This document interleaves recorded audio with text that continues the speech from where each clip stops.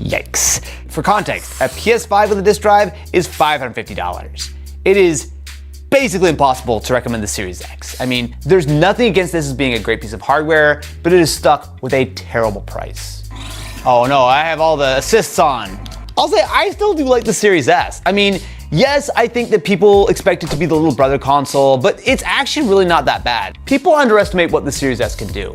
It is not the most powerful console, but it plays games fairly well, right? I mean, yeah, you're running at lower resolutions and lower settings than the big brother, but I would say that it is probably 75% the experience for less than half the price. And as far as I know, every game that runs on the Series X runs on the Series S. And I think given the fact that I accidentally hit the wrong button to take a photo of my Corvette, it is a reasonable way to play Xbox games today. But the elephant in the room here is the PS5, because it's a more powerful console, it's gonna have probably a longer lifespan, and it's not that much more expensive than what you're getting with the Series S. Look, I'll be honest, don't buy a Series X right now. Like, there's just no reason to do it. To me, the Series S and the Series X were such a hopeful look at what could have been, but I feel like it never fully delivered. And that's kind of sad if I'm honest with you. Here's where the story gets a little bit more complicated. What about Xbox not on the Xbox? Haven't you heard? Everything's an Xbox now. Now you might be asking, how could that possibly work? Everything's not an Xbox. Well, if you listen to marketing, it absolutely is. And let's start with Game Pass. Xbox Game Pass launched back in 2017 at $10 a month. It was a great deal pretty much from the jump. You got access to a pretty good selection of games that has grown steadily over the years. And when Ultimate came along in 2019, it added PC access and Xbox Live for only $15 a month. And if you bought like a couple of AAA games a year, instead of that, you could get access to pretty much anything you'd want to play on the Xbox. It was kind of a no-brainer. Unfortunately, in 2023, right after they purchased Activision, super weird how that coincidence happened, prices started climbing. First to 17, then to 20, and as of October 2025, Game Pass Ultimate with access to all those fancy day one releases has jumped to $30 a month or $360 a year. For perspective, Sony's top premium tier of PlayStation Plus costs only $160 a year. Game Pass Ultimate is now more than double that. Now there are cheaper Game Pass options. There's Essential at $10 a month, and especially Premium at $15 is still an alright value that gives you a good chunk of the library and cloud access, but it's pretty clear that the golden age of Game Pass is over. So the Xbox hardware and top tier Game Pass are a hard sell now. But I got good news for you. Have you ever heard of this new thing called the computer? It's a way to play your Vidjamigo games on the World Wide Web. Microsoft used to make a pretty clear distinction between Windows and Xbox. But today, almost every Xbox exclusive is available alongside your entire Steam library on PC.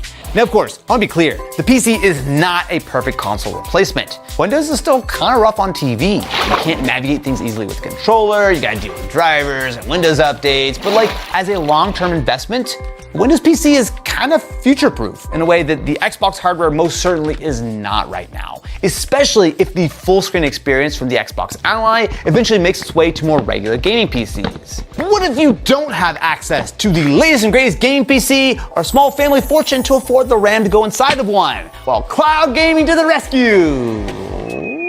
Or not. Look, I'll be honest, I have not traditionally been the biggest fan of Xbox cloud gaming, mostly because even to this day, I find the experience to be just a little bit inconsistent for fast-paced gaming, such as shooting games, racing games, and stuff that I normally play. But I will say that's just me. Plenty of people I know, in fact, actually a couple people I know in the office regularly stream Xbox games to their phones, and they're pretty happy with things.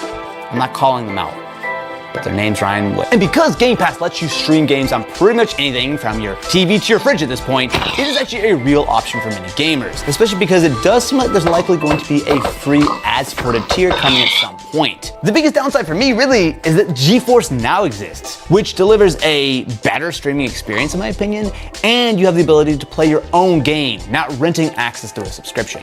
There is a good argument that Xbox isn't a console anymore at all. It's Game Pass. It really is the tension at the heart of the Xbox brand right now, which brings us to the most controversial Xbox. That's right, the PS5 is now technically an Xbox. If you play Halo and Gears of War and Sea of Thieves and Forza Horizon on a PS5, I think it's as much of an Xbox as my toaster. Now, currently, there are only a handful of these Xbox exclusives that are already released on the PS5, but here's the thing, I genuinely think this is a good thing for gamers. More people playing more great games on whatever hardware they already own can only be a positive thing. And many of these Xbox titles have been dominating the best-selling PlayStation charts. Let's not forget, the idea of console exclusives was always to keep you locked into the Xbox, PlayStation, whatever. I mean, Microsoft is still kind of playing this game by launching some titles such as Forza Horizon 6 later on the PS5 than the Xbox. And of course, they love to dangle the idea that you don't have to pay if you just sign up for Game Pass. Come on in, the water's just fine.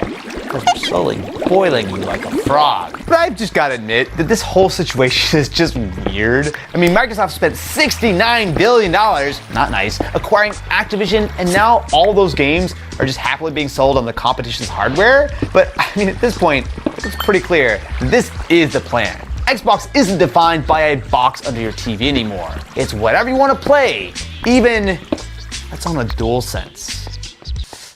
Just getting a little icky. No, change is good. No, it's not. We've got Xboxes, PlayStations, PCs. I mean, these are all great places to play games. But there's one more way to play Xbox that I think is actually the most important piece of this entire puzzle. This is the ROG Xbox Ally X. Now, I reviewed the standard Ally a few months back, and I'll be honest, while there's a lot of potential, I kind of bounced off of it.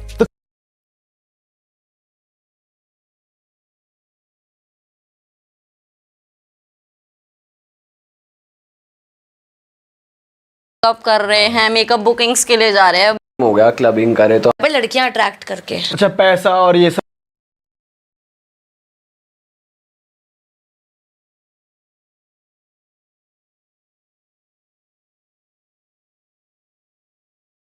The biggest drug, it's not cocaine. The biggest drug, it's not cocaine, it's not heroin. How does it feel when you're winning and then you discover you got monsters? Because that's kind of the journey you've been on, and I want to go back and forth in this journey, but I want to start there. Like, what does it feel like when you're winning, you're succeeding, but then you all of a sudden go, I've still got monsters in me?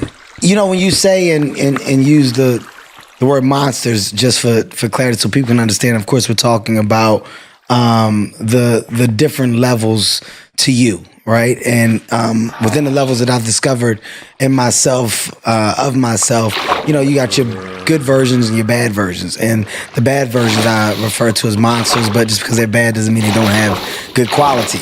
And when you're winning and you're succeeding, there's this idea that everything is right. There's this idea that perfection has now presented itself and life moving forward is going to be just an easy road. And it's not until you're in that position where you expect perfection and you think that you start to see the true problems and flaws really present themselves. And, you know, my monsters have been masked and disguised in various different ways, but I've been able to pinpoint them throughout the years because some of those monsters grew, got stronger, developed. You're talking about the world of an ego, the idea of who you think you are versus what you are, or the idea of expectations and needs as to what you feel you need and what you have to have. That's a monster that's feeding that, right? That engine of, well, now that I'm making money, this is what I should have. This is how I should look. This is how I'm supposed to be. That's a monster that you're feeding because ultimately you're buying in to something that you're creating. You're enhancing this world of thought. And it's not till you sit down and you take a breather and you start to really figure out the true definition of happiness for you. You start to really understand the adult that you have grown into and the level of maturity that has now, I guess you can say, have been banked inside the human that you are. You're banking so much over the years, and ultimately you're shaping and molding yourself into this grounded, hopefully, this grounded individual that you're proud to look at in the mirror at the end of the day. I had to get to a place to where I was looking in the mirror and I was proud of what I was looking at. And I was okay with checking myself. I was okay with pointing out my flaws. I was okay with knowing what I do well and what I do wrong. And at the end of the day, there's no consequence to always improving. There's no consequence to growing. You're in a time now where people almost frown upon the world of growth. I embraced it. I embraced the world of correction. So the monsters and the world of how to tame them came from me understanding the different levels of monsters that have presented themselves to me over the years, and me getting them to a point to where I put them in a place where I can control them. They're still there. They can rear their heads, but I can say, sit down. That's not necessary. That's not needed. And I can tell when one is trying to take me back to a place of old. But at the age 43, it's exciting to know that I've grown from so much, and you know, the world of want is significantly different than what it once was. It's really interesting. You use the analogy of like looking in the mirror and being okay with yourself. And when you said that, I was thinking, yeah, when you look in the mirror, there's no trophies. The reflection doesn't show the trophies, the wins, the money, the whatever else. It just shows you. And the fact that you've had the courage to look at that. Where do you think, when you track back, I've always been fascinated by memories that we hold from our childhood that have left an imprint that's really strong in our lives, whether it be positive, challenging, whatever it may be. What's a difficult memory from childhood, do you think, that has been the catalyst for so many things in your life? Is there anything that you go back to where you're like, I can see how that, and I had to turn that into a positive? I think the biggest memory for me is the one of being complacent. You know, as a child, I wasn't really a kid that embraced the world of challenge, right? I was very complacent. I was okay with being a subpar to low average student, right? I was okay with not trying. I was okay with not giving my all.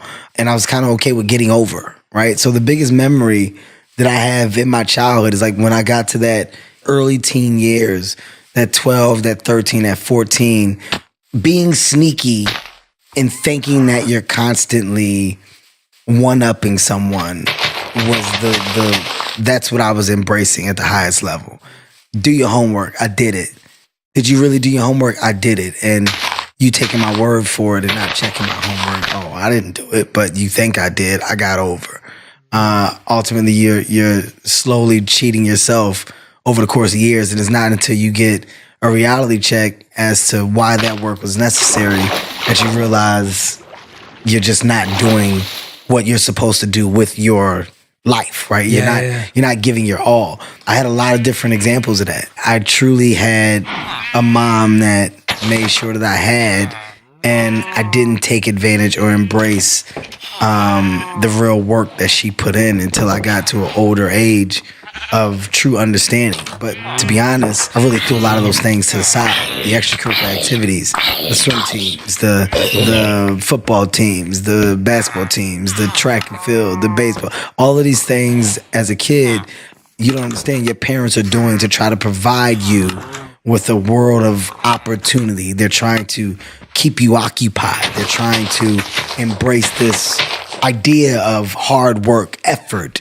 activity, engage. They're doing all these things, or all of these things to their kids, or hopefully, right, for their kids, to put their kids in a position to just want the best, compete, study, learn, be excited about their future.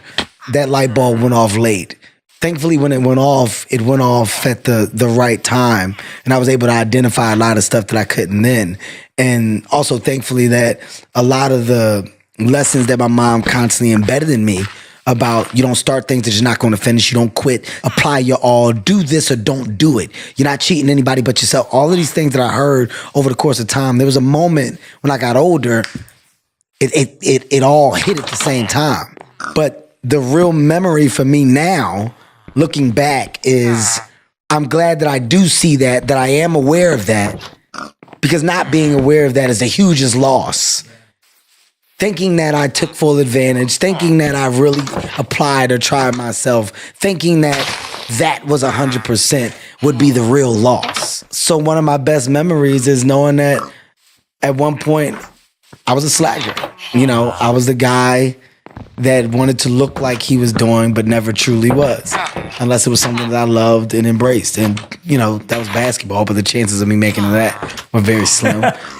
But, you know, that's, to answer your question, it's a ballpark of those memories that I now look back on that I appreciate, but that also act as the fuel for the hard work and the 100% that you see that I put into everything I do today. Yeah, that's such a great reframe around what you saw as a bigger loss. I think that's so powerful for you to sit here and say, actually, I'm really happy that I can see that I wasn't putting my best foot forward, because that helps me be grateful to my mom. It helps me understand it from a different perspective. And the one thing that came to mind for me when I'm listening to you say that is, there's this quote that says, the day you realize your parents were right, your kids are telling you that you're wrong. Wow. And Wow. that's always been one of those statements that I think about that in my own self. I thought my parents were wrong my entire teenage life, and I think most teenagers do. And then all of a sudden I hit my mid-20s and I'm like, oh, wait a minute. My mom's been through a lot. You know, my parents put in a lot of sacrifice. And so I love that you brought that up. I mean, one of the reasons we pushed this show back was you lost your father recently. Yeah. Mm-hmm. And when I heard the news, obviously, you know, my love and condolences to your family. And I was looking at what you were sharing and commenting about, and there was this one thing that you said that really stuck with me. And you said that my kids actually think I'm the coolest dad on the planet. I know why I am the way I am. My dad has a lot to do with that. The mistakes that my dad made, you know, the decisions to do drugs, being in and out of jail, in and out of your lives. I saw firsthand what not being present did because of that. I now know what being present means. Mm-hmm. I know what I can do. I know what effect it can have on your child coming up. But it sounded like, obviously, when you lost your father recently, it sounds like you've reconciled, like you'd built somewhat of a connection. You know, me and my dad, we weren't the closest, but we weren't not close. My dad, at the end of the day, I'm going to love my dad for simply being my dad. Now, my dad's life, you know, had several different versions of drastic downs, right? A small amount of ups, but a lot of downs. I can easily sit here and ridicule or judge my dad for the mistakes that he made or for his past, but that does nothing.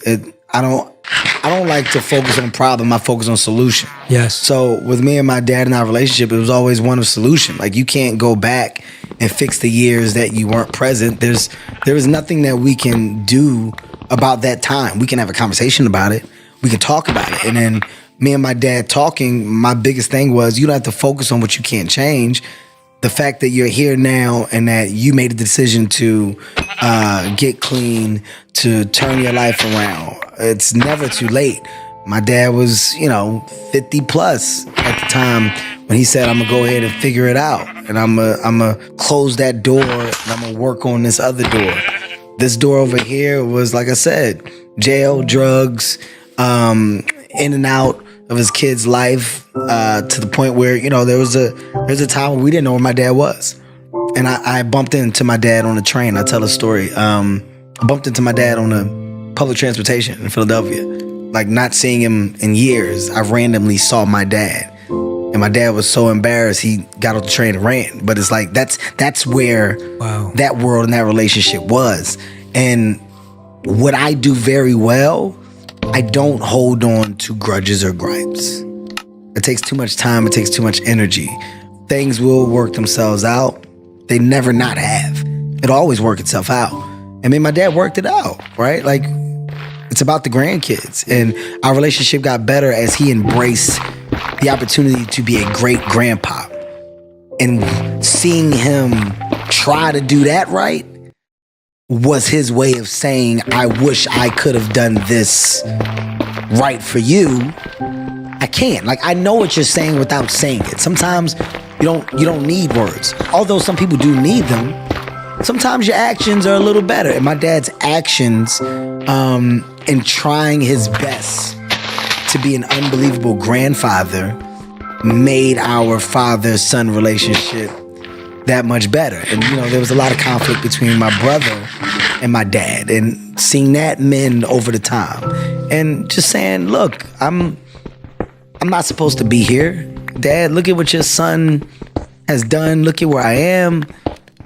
Being that I can, I want to make sure that you get to see some dope things in life. Here, let's do this and take that and live like this and do. So things work themselves out. His reward for giving his energy to something positive and life-changing was his son becoming successful and his son saying, Dad, huh? It's not expected. That wasn't the plan. You got a great piece of light at the end of that dark tunnel that you didn't expect, that I didn't expect, because I didn't expect to be here.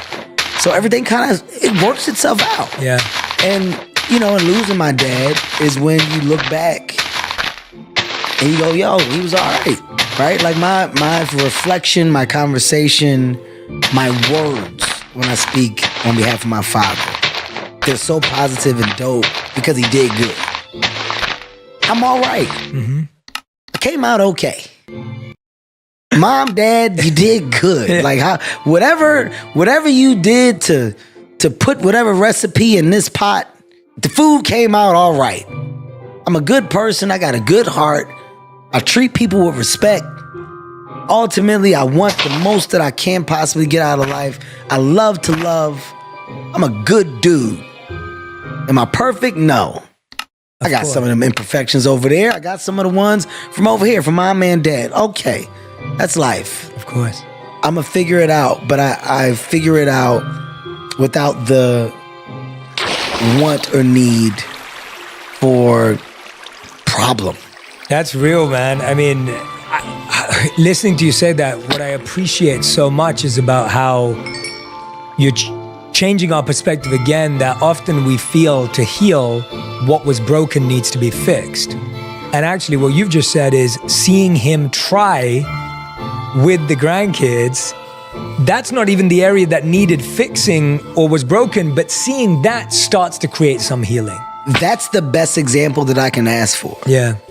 Because it's not about us, right? Like me and my ex-wife got to a point of realization, you know, after having a significant amount of ups and downs, you know, after our divorce, we got to a point where you realize it's not about us. Like we did it. We had our opportunity and we're now adults. How we choose to live as adults, well, that's a choice that we make, but we're trying to make the best choices so that they have a better life. So it's about them. When I see somebody making the efforts to make life for them better, well, then we're on the same page. Mm-hmm. We have the same vision. We got the same vision. Yeah. It's not about us at this point. It's not about us as a generation at this point. It's about us trying our best to do things, to create change, to move ground, shift the gears so that they have a much better opportunity than what we did. Yeah. That's the word of the baton being passed correctly. And if you understand that and you have that mindset, you approach your day-to-day differently. And I do have that mindset, and it's one thing that I'm very thankful for. And through the things that should be problems or were supposed to be problems, I've never held on to them long enough. And by the way, just bringing it back full circle, that's a monster. That grudge monster, that's a monster. That I'm going to get you back. Wait, you just watch. I'm going to hold on to that and I'm going to prove to you, or I'm going to show you, or I'm not talking to nobody over here. That's a monster. So you can fuel that monster, or that monster doesn't have to have an existence in me. It's really, really interesting hearing that perspective again, because, you know, one of my favorite lessons that I've learned is that often the thing that's holding you back is something you're holding on to. Yes. It's one of my favorite lessons. The idea that something that's holding you back is you're holding on to it. So whether it's a grudge, like you're saying, the grudge monster, or a feeling or an emotion or an idea that you're not allowing it to let go when it no longer serves you. And being able to walk away from that requires real strength and courage. But one of the things that you said about you and your partner, your ex-wife, that I think is really powerful is that when it's just about us, whoever that may be, you're either looking at each other or you're looking past each other. And what you just said is now we're looking in the same direction when it's the kids. And so that switch, if you think about any relationship in our life, when we think it's just about us, when it's not about anyone else, you're always going to be against each other.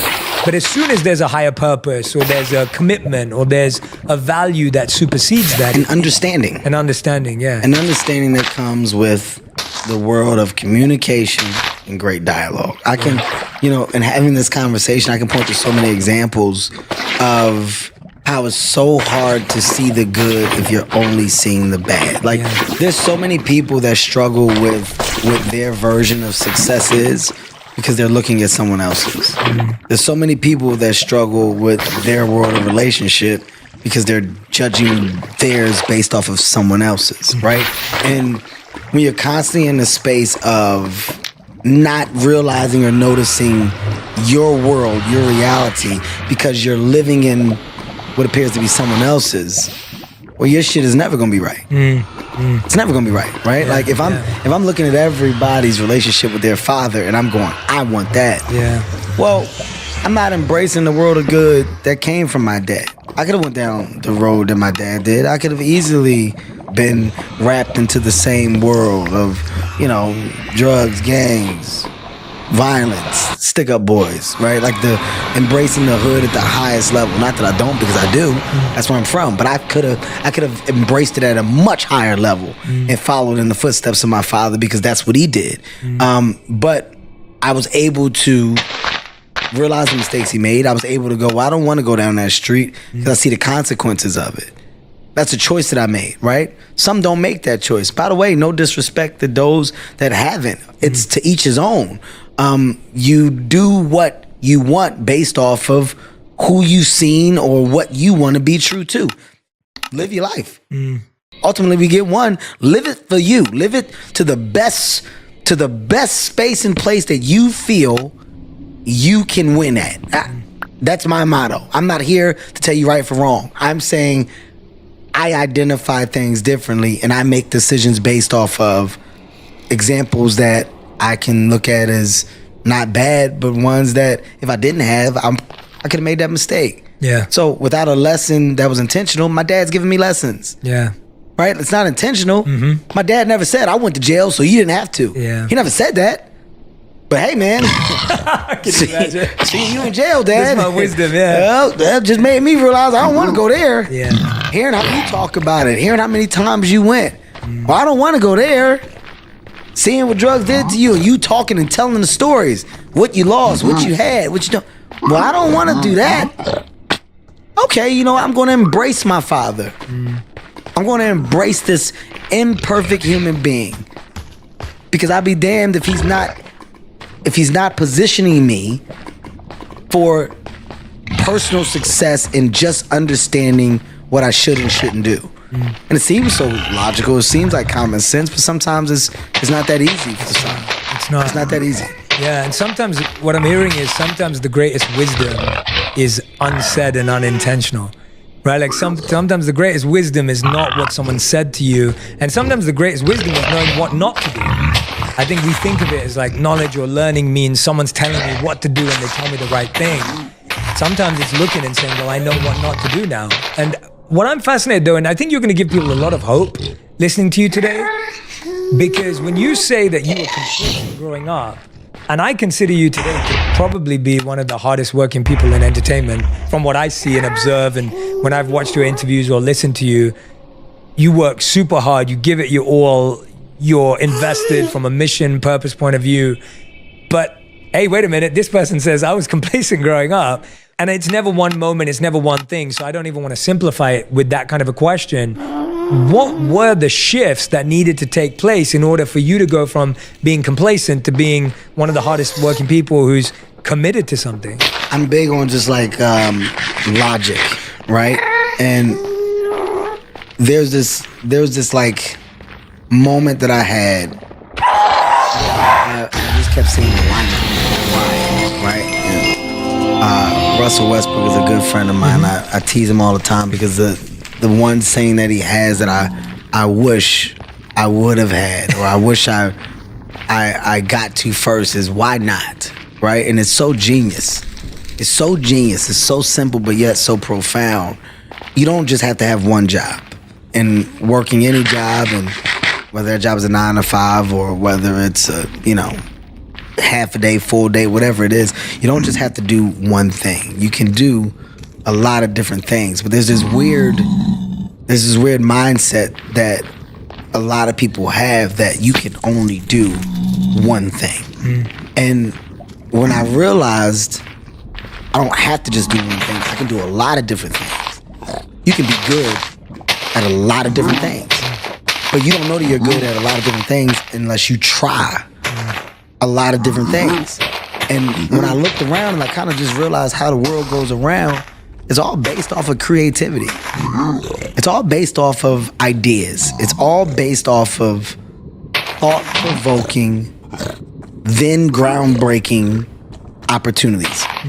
But the simplest things have come from an idea.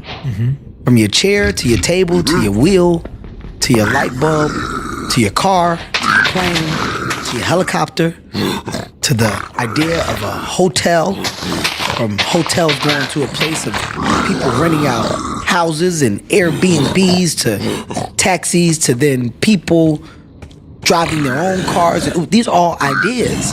And the groundbreaking thought that I had in realizing all these ideas is that these ideas have the potential to touch the sky if a person believes that they can. If a person believes that they can, well, your world of idea changes. Your reason for getting up, your reason for putting your feet on the ground every morning, it can change if you believe that the purpose that you now have and that you're working towards, based off of an idea, is something that you can succeed in. I grasped that understanding and I attached it to everything that I tried to do. I did not set out to be the actor, the director, the writer, the producer, the CEO, the chairman, the advisor. I did not set out to do any of these things. And I'm going to make it very clear, I don't have the educational background for any of these things. What I had was an idea to try. And after you get an idea to try, what I had was the patience to sit and listen. Be a sponge. Learn. Figure it out. And figuring it out, there was another side of not being okay with the incomplete version of figuring out the thing that I didn't do. Well, why did I go ask all these questions if I'm not going to try it now that I know how? All right, well, let me try it. The only consequence is failure. By the way, not trying is failing. I want to make that very clear. Well said, yeah. Not trying is failing. There's a lot of things that people can't do simply because you've never tried to do it. And I'm not saying that you should try everything. I'm not saying that you're supposed to do everything.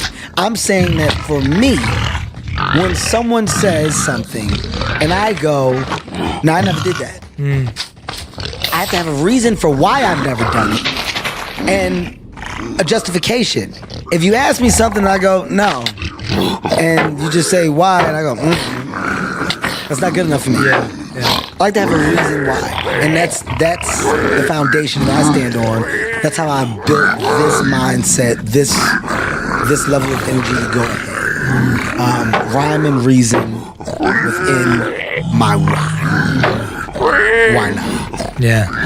It's the Russell again. I love you to death, my brother. It's the one that got away from me. And you're a genius for saying it because it's so simple, but yet so profound. Yeah. So everything that I'm doing or that I'm attempting to do, because I started so much and I'm just trying to finish it. And I like the fact that I'm 43 and I still got energy behind what it is that I'm trying to do. Yeah. It sounds like it's like where you're going is not as important as who you're growing into for that direction. Oh my God. Like the person that you're evolving into, the things you have to learn, the things you have to be surrounded by. And I think that's the part that I get excited about. It's like, yeah, like you said, whether you get there, whatever there is or not, And it's not just the journey and the destination, because I think that's the old cliche. But what I'm really hearing from you is the person you grow into, the people you surround yourself by in order to reach this big goal. That is so fulfilling. And that pursuit is worthy, right? The pursuit is the happiness. It's everything. Yeah. Jay, I've said this before, and you'll hear so many people say it that come from where I've come from, the bottom, or what's considered to be the bottom. We are not stereotypically supposed to be in the rooms that we're in. And when we say that, there's a level of comfort, right? We're not supposed to be in these rooms. And it's kind of cliche when you say it. When you start to get in these rooms, you go, wow, why are we not supposed to be in these rooms, right? Like, it's so amazing when you get to the other side, you see the other side, and you look back and you just look at what you've grown from. The conversations that I'm able to have, the knowledge that I'm able to speak with, and the understanding. I understand, not because I'm a trained machine and I spent all this time prepping for, and this is what the idea of education was all based off of. No. The idea of discovery enhanced the muscle that made me want for so much more information in the space of life that I chose to love. So in entertainment and business, the level of failures that I have had, that I'm still having in some regard, the world of fixing, cleaning up, making better, understanding, growing, relationships, building, there is nothing more intriguing to me than being able to turn around and look at Kevin at the age 22 and then looking at Kevin at the age 43. This was not the plan. What are you talking? Every day is a new day, and every day I found another thing to be excited about. Every day I found another goal that I decided to attach to my tree. And that tree got so many branches on it right now. And so many people say you're doing so much. Or why do you do so much? How do you do so much? What's the end game? What's the goal? The game is being in the game. Right? Like it's being in the game. The foundation that I'm trying my best to create, I hope and pray that these 4 kids that I have, that they look at it, they see that they understand, we just got a shot at something different. We got a shot at generational wealth. We got a shot at changing the quote-unquote trajectory within our culture of opportunity. We got a shot to make this normal. Once again, I'm looking past me. I'm looking at the bigger piece to the plan. My kids got a bigger shot at breaking ground and making this normal, because other kids that look like us, that came from where we come from and that grew up how I grew up, will now have a different level of association for what can be achieved. If it's based off of what I was able to do, I'm igniting a different level of thought, a different level of want, a different level of motivation and inspiration.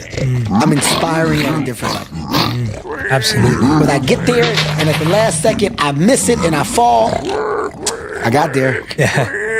I got there, and all that does is show them that they can get there. They're not gonna miss. And they can go further. They can go further. They're not gonna miss. They're equipped with too much of the weapons. I've equipped you along the way with so much, so you're prepared for all this war that's coming up here. You're not gonna miss. Dad might miss. Dad might fall. You're not. I love that. And the kids coming up from under them, they're not gonna miss. But you have to have this energy. Yeah. It's bigger than me. What's that one mindset that you're trying to pass